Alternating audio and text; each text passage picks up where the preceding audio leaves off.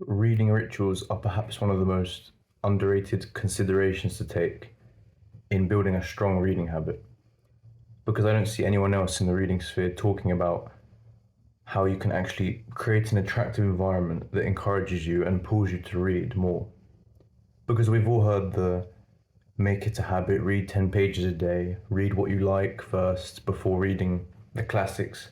And yes, these are all good pieces of advice, but no one talks about the external side of it, how we can actually create a reading ritual that entices us to sit down with a book and read it, and doing it for the sake of reading itself, the gratification that comes from challenging our minds and actively reading a book.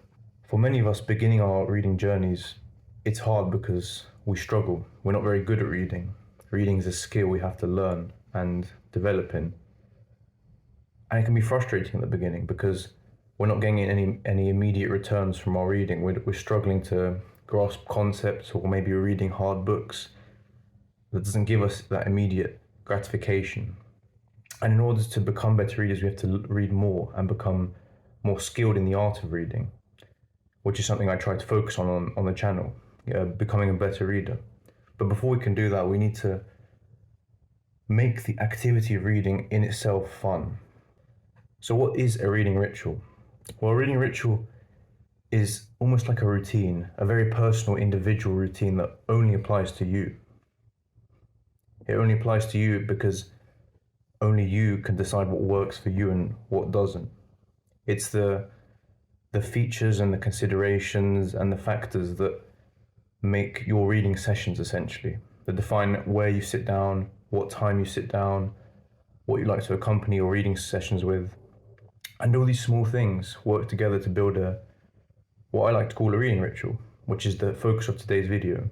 Focus on how you can build your own one if you need one, if you even need one in the first place, because some of us are happy to just pick up a book and read for 30 minutes wherever and whenever, no problem. Whereas others find it hard. They find excuses: I don't have time, it's too noisy, too many distractions, all these excuses that keep us from becoming better readers.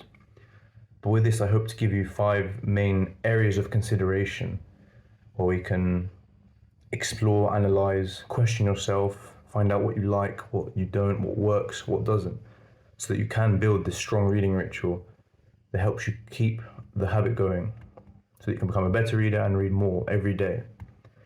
So what's the first thing to consider, the first area?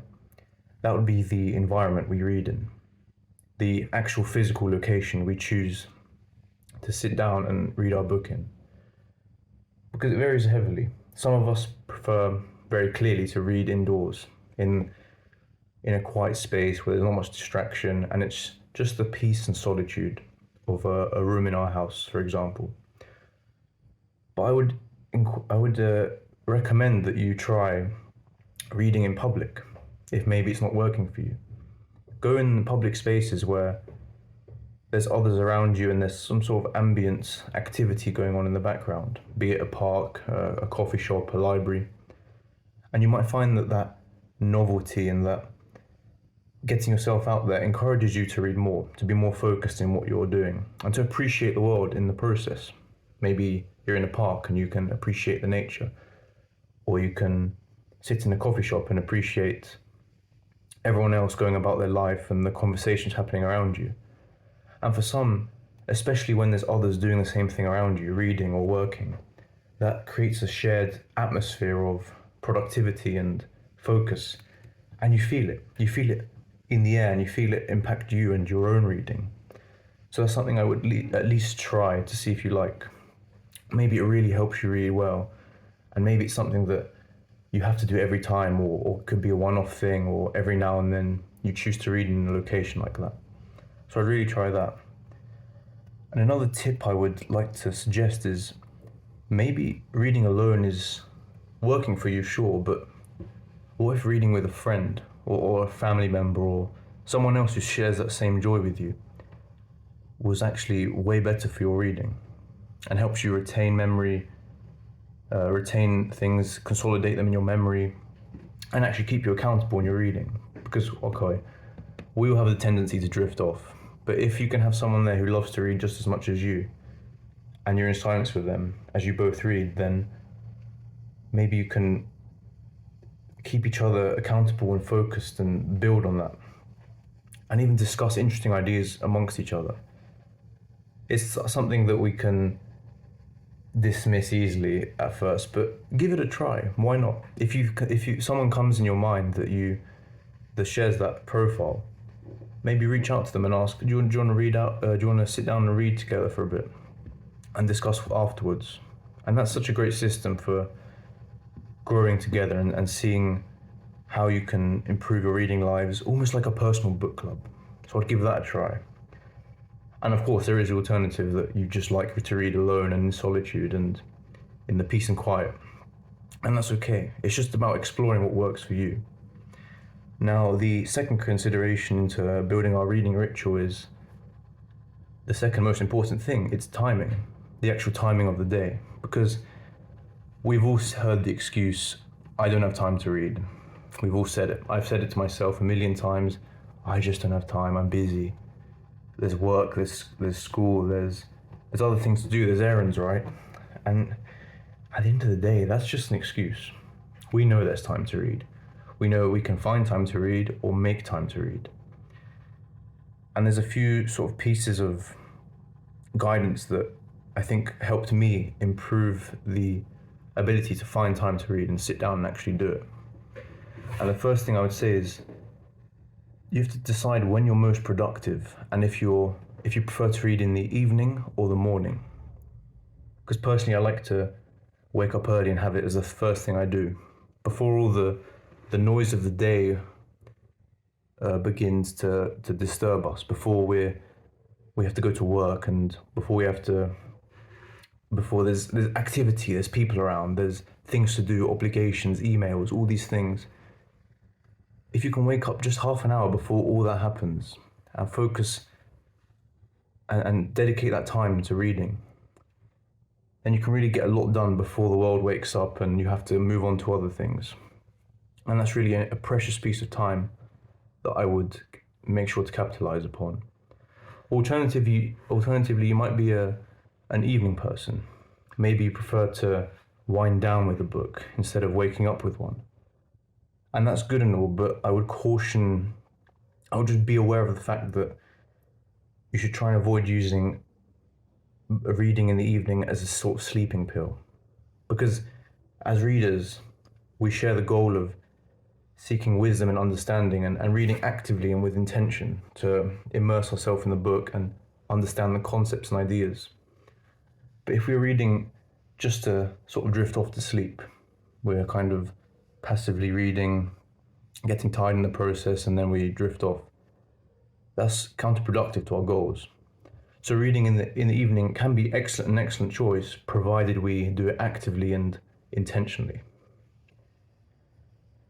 And the last thing I have to say for timing is that sometimes obligations that we know we have to do sit in the back of our mind while we read, and they nag at us. It's frustrating. It's like, I want to sit down, but I know I have to do this and X, Y, Z. And to avoid that sort of horrible situation from happening, we can say, well, there's one logical solution. Just do the thing. Do those things. Clear them up. Do the chores. Do the dishes. Sweep the floor. Do whatever you have to do. Finish your homework. Finish the task you had for your work. And with that, you can sort of create time to read. And it's very useful because there's nothing picking at your brain, and you can just focus and be free and happy. So if that sounds like you, then don't procrastinate and just get the thing done so that you can focus on reading. And in relation to that there's like the idea that reading is a non-essential activity. First, we have to do everything else before we can read. And I used to hold that mindset, but then I sort of just made a small shift in the way I view it. And I started viewing reading itself as an essential activity. Yes, reading is important. It's a priority. And in order to actually sit down and do it, I have to make it a priority. I have to dedicate time of the day to sit down, read. And actually, abandon other things. I have to say no to other things sometimes if I am to include reading in my life more, because we all have time, we just have to make it. And after those two big considerations, environment and timing, there's a third one, which is actually really minor in comparison. It's the chair you sit on. Yeah, really. If we're going to be reading for more than 20 minutes, we want a comfortable chair. We want to be able to sit down without straining our backs, and it's sort of an underrated thing to think about, because it's true that we need to be comfortable. We need to avoid fidgeting and avoid straining our posture and hurting our neck, our back. And that's a very real thing to think about, because ultimately if we associate discomfort with the act of reading, then we're less inclined to do it.